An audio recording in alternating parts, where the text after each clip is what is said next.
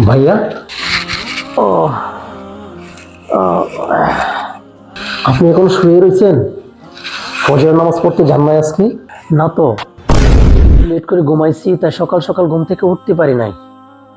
আজ সকাল ফজরের নামাজের সময় তো ভূমিকম্প হয়ে সারাটা দেশকে কাঁপিয়ে দিয়েছে।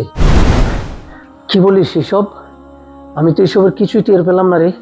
এই ভূমিকম্পটা যদি আর একটু তীব্র হতো না, তাহলে ভাইয়া আপনি আমি কেউই বাঁচতে পারতাম না। আল্লাহ তাআলা সব তছনছ করে দিত। ভাই, একটু চিন্তা করে দেখছেন, আজকে যে ভূমিকম্পটা হয়েছে না, এটা যদি আরো তীব্রতর হইতো, তাহলে সব কিছু তছনছ করে দিত। তাহলে তো আজকের এই ফজরের নামাজটা আপনার জীবনের, আমার জীবনের শেষ আমল হতো, তাই না ভাইয়া? আর সেই শেষ আমলের লিস্টে আপনার নামটি থাকতো না, কারণ আপনি ফজরের নামাজ পড়তে যান নাই। না না ভাইয়া, ভয় পাওয়ার কোনো কারণ নাই। আল্লাহ তাআলা আজকে আমাদেরকে সুযোগ দিয়েছেন। আপনি আমি মৃত্যুবরণ করতে পারতাম আজকের এই ভূমিকম্পে।